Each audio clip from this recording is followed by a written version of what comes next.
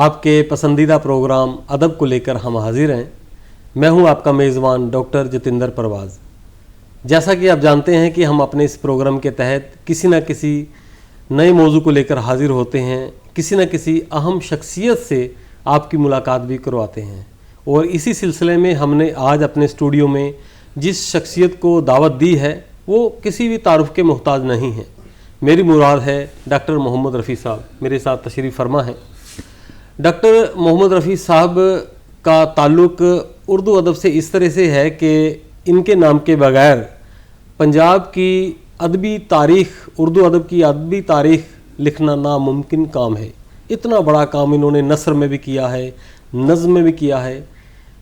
इनकी 3 दर्जन से ज़्यादा किताबें मंज़र आम पर आ चुकी हैं और इस शख्स ने आधी दर्जन से ज़्यादा मौज़ूआत पर, विषयों पर, सब्जेक्ट पर MA किया है, PhD की है और मुख्तलिफ जो विषय हैं उन पर डिप्लोमे भी हासिल किए हैं। एक शेर मुझे याद आता है कि हर आदमी में होते हैं 10-20 आदमी, तो जिसको भी देखना हो कई बार देखना। तो मोहम्मद रफ़ी साहब के अंदर वाकई में 10-20 आदमी हैं।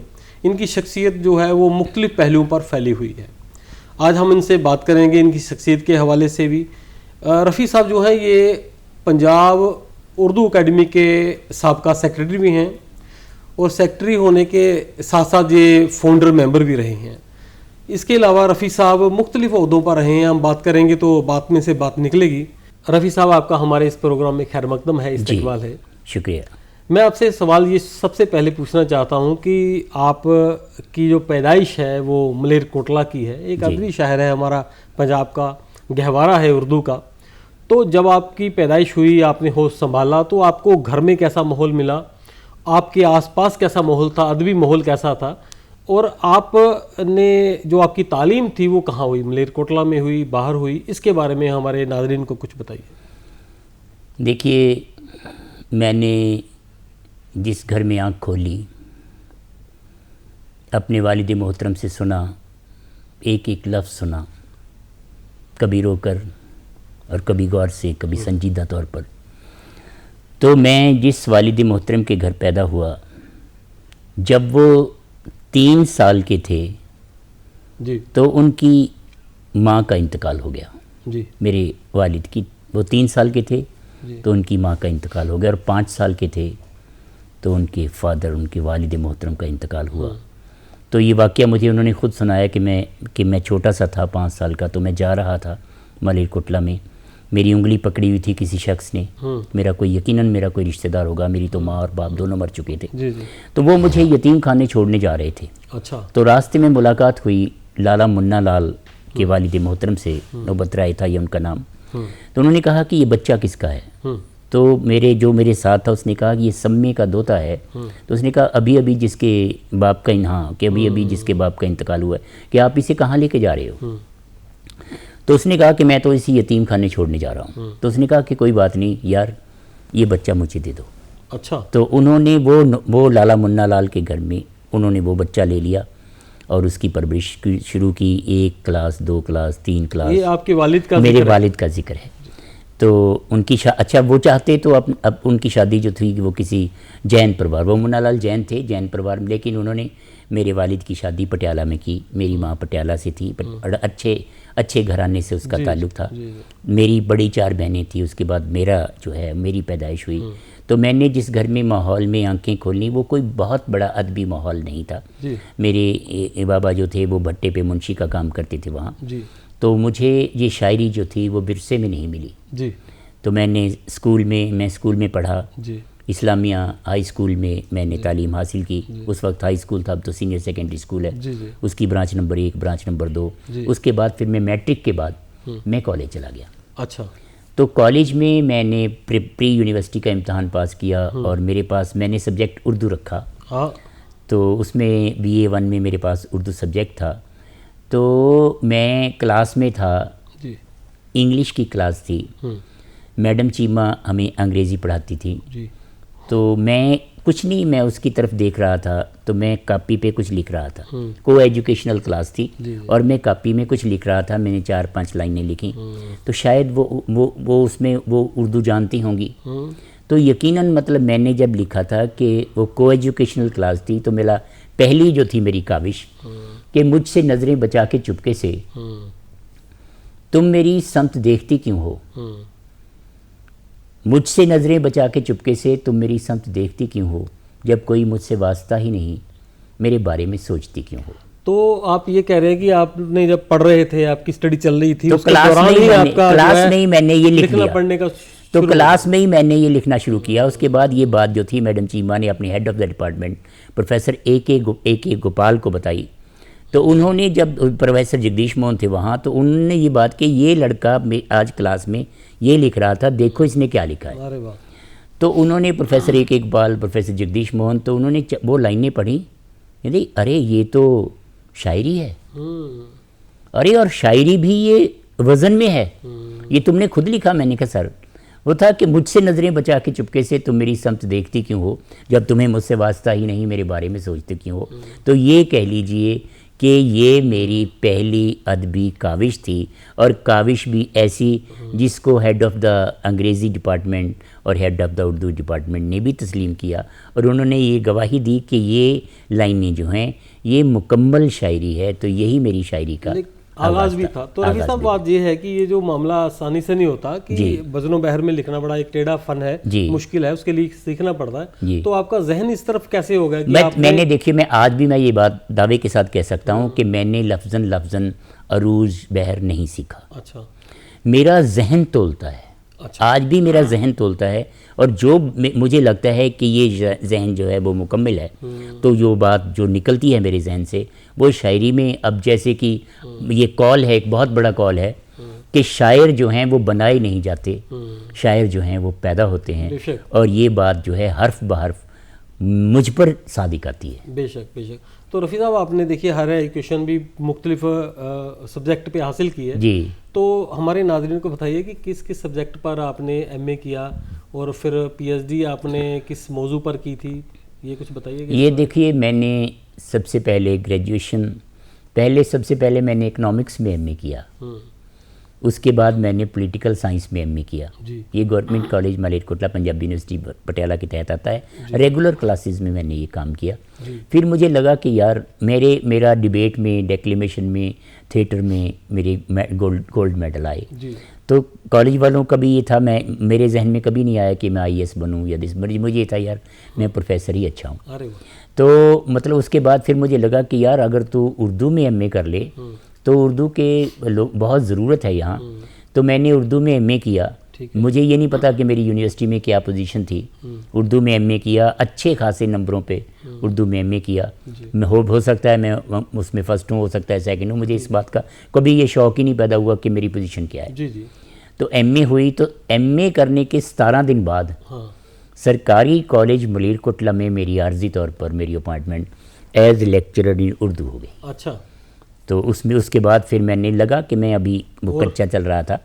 तो फिर मैंने एमए उर्दू के बाद एमए फ़ारसी भी की। अच्छा, क्या बात। एमए फ़ारसी के बाद फिर मैंने एमए पब्लिक एडमिनिस्ट्रेशन की। क्या बात।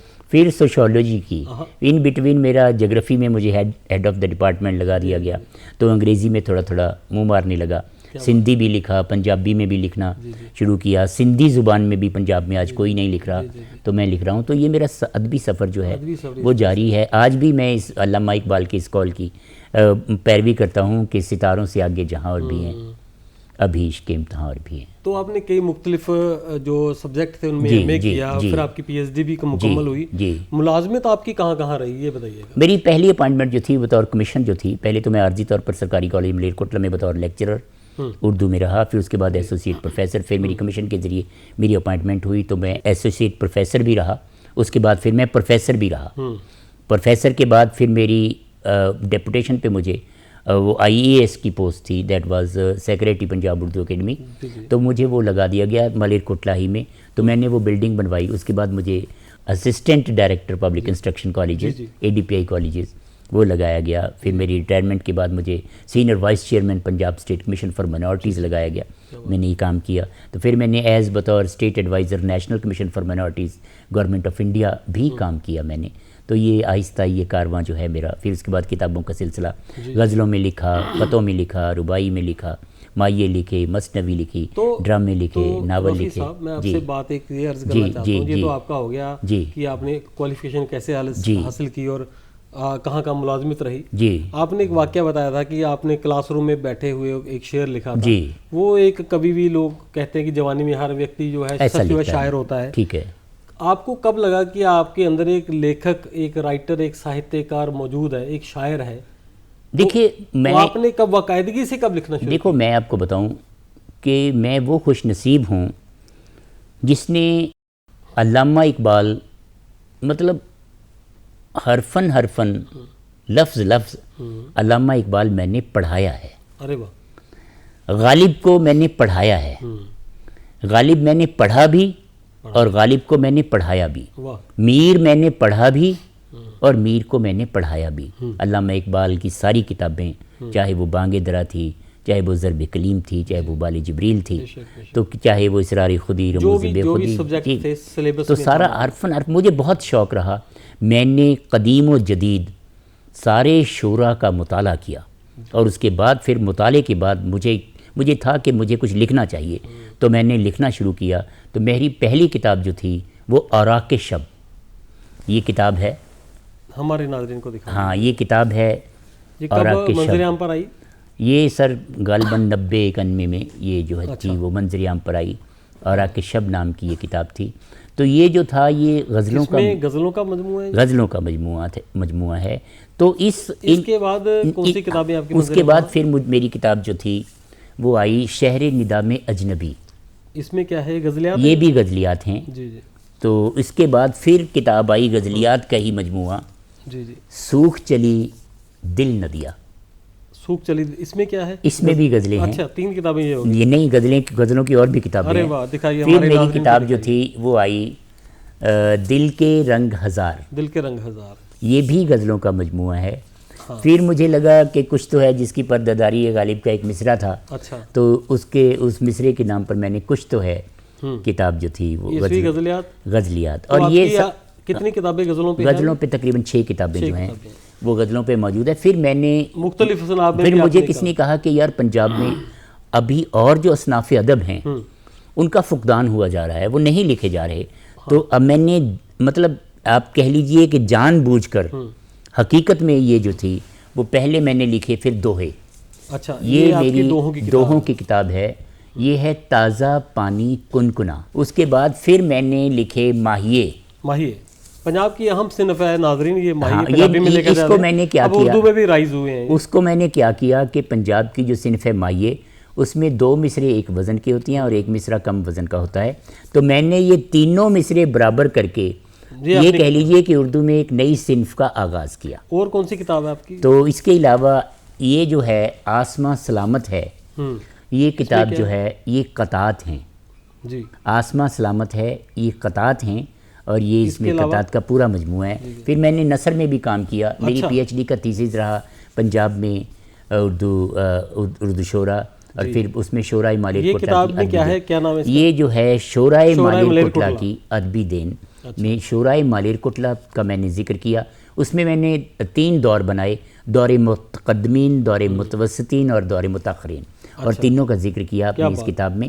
तो इसके अलावा फिर मैंने मुझे कोशिश की कि मैंने बहुत से ढेरों मेरे 54 प्ले जो हैं वो स्टेजों पर खेले गए। वो हाँ, वो सारी पंजाबी यूनिवर्सिटी पटियाला की, सब पंजाबी यूनिवर्सिटी पटियाला की जो थी, मतलब स्टेजें थी।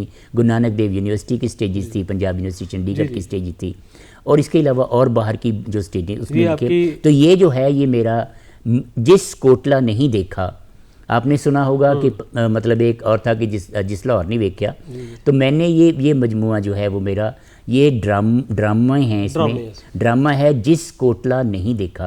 तो इसमें मैंने कोटले की जो हिस्ट्री थी उसको ड्रामे का जो है वो एक ड्रंग में पेश की। नाज़रीन, ये रफ़ी साहब की चंद किताबें हमने आपको दिखाई हैं। इनकी मैंने बताया जैसे कि 3 दर्जन से ज़्यादा किताबें मंजर यहाँ पर आ चुकी हैं। सभी किताबें यहाँ जो दिखा पाना इतना मुमकिन भी नहीं है। तो आइए रफ़ी साहब से बात आगे बढ़ाते हैं। रफ़ी साहब, आपने पहले नज्म में लिखना शुरू किया, पहले मैंने शायरी की, हाँ, पहले मैंने गज़लों में लिखना शुरू किया। पहले शायरी आपने की, गज़ल कैसे मैंने आगाज़ किया। और आपको नसर की तरफ आप कैसे चले गए? आपको क्या लगा कि आप नसर भी लिख सकते हैं, या आपको कब महसूस? नहीं, जैसे नसर की तरफ तो कोई बात ही नहीं थी, क्योंकि मेरी पीएचडी जो थी वो ऑलमोस्ट वो नसर पे ही थी।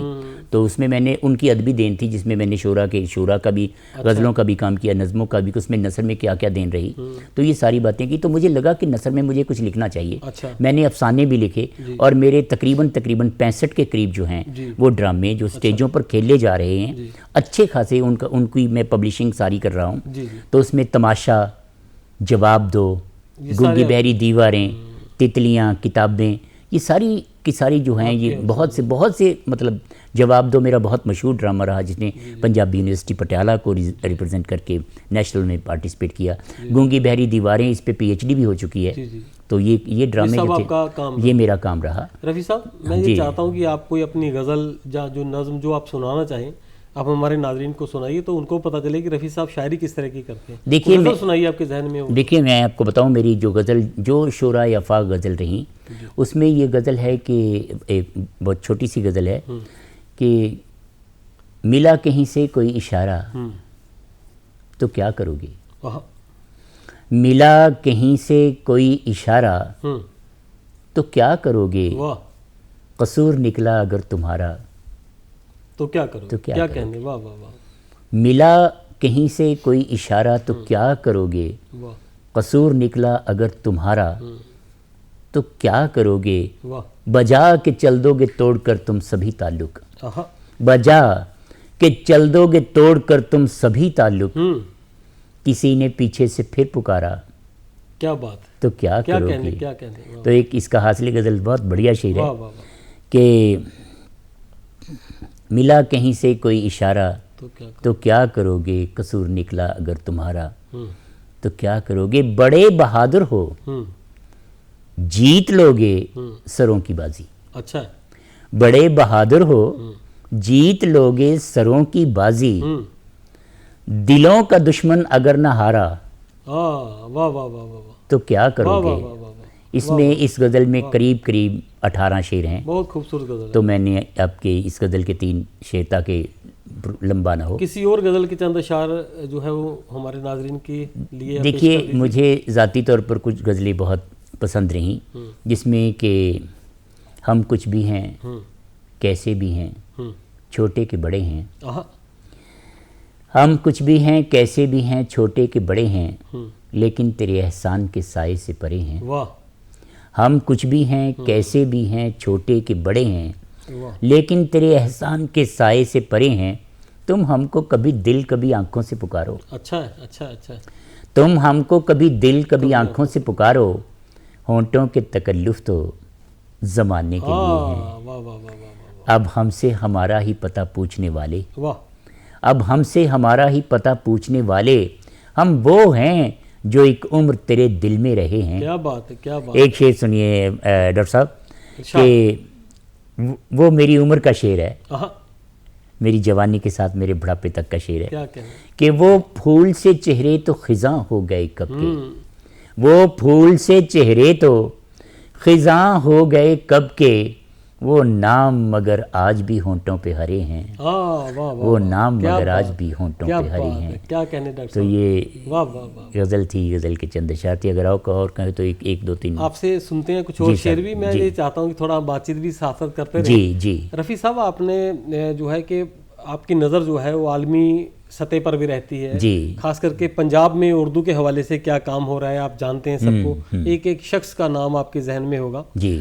तो मैं आपसे पूछना ये चाहता हूँ कि मौजूदा दौर में पंजाब में उर्दू की क्या सूरत हाल है, उर्दू में जो लिखने वाले लोग हैं उनके बारे में बताइए कि क्या वो लिख पा रहे हैं लोग ठीक, अदब तख्लीक हो रहा है, इसके बारे में बताइए कुछ कि मौजूदा सूरत हाल क्या है और आप इसका मुस्तकबिल क्या देखते हैं, पंजाब में क्या होने वाला है उर्दू को लेकर। देखिए, मेरा ये दावा, आज़ाद का दावा, टी.जी. बेली का दावा, ग्रीरसन का दावा कि उर्दू ज़ुबान जो थी वो पंजाब ही में पैदा हुई जी।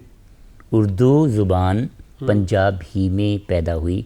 और अख्तर शिरानी जो हैं, महमूद शिरानी उन्होंने अपनी किताब में लिखा, उनके लिए पंजाब में उर्दू किताब, उन्होंने ऐसी बहुत सी दलाइल पेश किए जिसमें लगा कि उर्दू ज़ुबान जो है वो पंजाब ही में पैदा हुई। बेशक। तो अब आप नज़म में देख लीजिए, मौजूदा दौर में क्या सूरत हाल? नज़म में आप देख लीजिए अल्लामा इकबाल पंजाबी के थे। बेशक। इसके अलावा मेरे ख्याल में कृष्ण चंद्र, माजी तो इसका बड़ा जो है मंटो, रजिंदर सिंह बेदी, ड्रामे की पूरी तारीख जो है उससे पंजाब बड़ा है। मंटो पंजाब बड़ा है। नज़म की इसमें नज़म में पंजाब का मकाम जो है वो बहुत ऊंचा रहा। तो मौजूदा दौर में अभी जो है यूनिवर्सिटियों में ये सब्जेक्ट जो है वो अब भी पढ़ाया जा रहा है। मेरे ख्याल में, मैं दावे के साथ कहता हूँ, पंजाबी यूनिवर्सिटी पटियाला में ये सब्जेक्ट है। और गवर्नमेंट कॉलेज मलेरकोटला में भी उर्दू सब्जेक्ट है। वहाँ गुरु नानक पढ़ाया जा रहा है। पंजाब यूनिवर्सिटी चंडीगढ़ में भी पढ़ाया जा रहा है। लेकिन पढ़ाया जा रहा है, लेकिन यहाँ से जो बच्चे हैं पंजाब के, वो स्कूलों से पढ़कर उर्दू कॉलेजों में नहीं आते, और कॉलेजों में नहीं आते तो वो बच्चे यूनिवर्सिटियों में नहीं जाते। और इनकी तादाद जो है, उर्दू पढ़ने वालों की तादाद पंजाब में दिन ब दिन जो है वो ख़त्म हो रही है। तो इसमें एक वक्त मेरे ख्याल में ऐसा होगा कि उर्दू, हो सकता है कोई ऐसा ज़माना आए कि उर्दू रस्मुल ख़त जो है वो हो सकता है ख़त्म हो जाए, लेकिन उर्दू ज़ुबान ख़त्म नहीं होगी। उर्दू ज़ुबान का मुस्तकबिल जो है वो बहुत खुशाइंद है। और ऐसी बात नहीं है, उर्दू जो है वो पंजाब के अलावा और भी हिंदुस्तान के बहुत से इलाकों में जो है वो उर्दू पढ़ाई जाती है, उर्दू बोली जाती है। तो मेरे ख्याल में हमें नहीं लग रहा उर्दू का मुस्तकबिल जो है वो बहुत ज़्यादा वो तारीख नहीं है। हमें है इल्म के हमें चिराग आखिर शब, हमारे बाद अंधेरा नहीं उजाला है। तो बढ़िया, कोई ऐसी बात नहीं है। नज़म लिखी जा रही है, जैसे मैं कह दूं कि मलेरकोटला में नज़म भी लिखी जा रही है, गज़लें भी लिखी जा रही हैं। और जो मरकज़ जो है, भी लोग हैं हाँ, जहाँ मैं पैदा हुआ तो वो जो है वो आज उर्दू का बहुत बड़ा मरकज़ है। बेशक बेशक जी। तो रफ़ी साहब, मैं ये चाह रहा हूँ कि कोई आप अपना कोई नज़म सुना दीजिए एक आध हमारे नाज़रीन के लिए, या कोई दोहा, या कोई जो माहिया, जो भी आपका मन हो। या आपने अभी पिछले दिनों एक शहरनामे पे काम किया है, मलेरकोटला शहरनामा, जो आपके मन में हो, कुछ हमारे नाज़रीन के लिए पेश कर। मैं आपको बता दूं कि गज़लों में काम किया, मेरी एक नज़मों की किताब जो है वो डॉक्टर मोहम्मद रफ़ी की शाहकार नज़में जो हैं वो मंजर आम पर आ चुकी है। तो उसमें मतलब कुछ नज़में ऐसी हैं, उसमें बहुत सी नज़में ऐसी हैं जिस पे मैंने हल्की हल्की तंज़ो मज़ाज से भी अच्छा काम लिया है। कुछ छोटी नज़म सुनाइएगा, हमारे पास वक्त का। जैसे छोटी सी एक नज़म है, इरशाद कि आओ आँख में चोली खेलें। आओ आँख में चोली खेलें, छोटी सी एक नज़म है कि आओ आँख में चोली खेलें और दोनों छुप जाएं। आओ आँख में चोली खेलें और दोनों छुप जाएं। तुम छुप जाओ मेरे दिल में और मैं ढूंढ निकालूं। वाह वाह वाह वाह। आओ आँख में चोली खेलें और दोनों छुप जाएं। तुम छुप जाओ मेरे दिल में और मैं ढूंढ निकालूं। मैं छुप जाऊं तेरे दिल में और तुम ढूंढ ना पाओ। वाह वाह वाह वाह वाह, क्या बात है। आपकी जो चीज़ें हैं, मैंने आपको देखता रहता हूँ, लगभग मैंने आपका बहुत सा चीज़ें मवाद मैंने पढ़ा है। रफ़ी साहब, हमारा ये होता है कि आप हमारे स्टूडियो में आए और हमने आपको इतना ज़्यादा सुना, और वाकई में हमारे नाज़रीन तक भी ये बहुत सी बातें गई होगी, लेकिन एक छोटे से एपिसोड में आपकी शख्सियत को समेटना कोई आसान काम नहीं है। हम कोशिश करेंगे आइंदा फिर आपको बुलाया जाए किसी दिन, और आपकी जो पहलू रह गए हैं ज़िंदगी के वो भी हमारे नाज़रीन तक पहुँचाएँ। नाज़रीन, मैं एक शेर अक्सर पढ़ता हूँ कि दिल्ली सुखनवरों का है मरकज़ मगर मियां, उर्दू के कुछ चिराग तो पंजाब में भी। हमारे पंजाब का ये वो चिराग है जिस चिराग की रोशनी लेकर न जाने कितने चिराग और रोशन हो गए हैं। इन्होंने कई लोगों को शायरी सिखा दी, कई लोगों का मुस्तकबिल बना दिया। तो आइंदा फिर हम किसी नई शख्सियत को लेकर आपके रूबरू होंगे। रफ़ी साहब, आप हमारे स्टूडियो में आए, आपका बहुत बहुत शुक्रिया। नाजरीन, आइंदा फिर आपसे मुलाकात होगी। आदाब।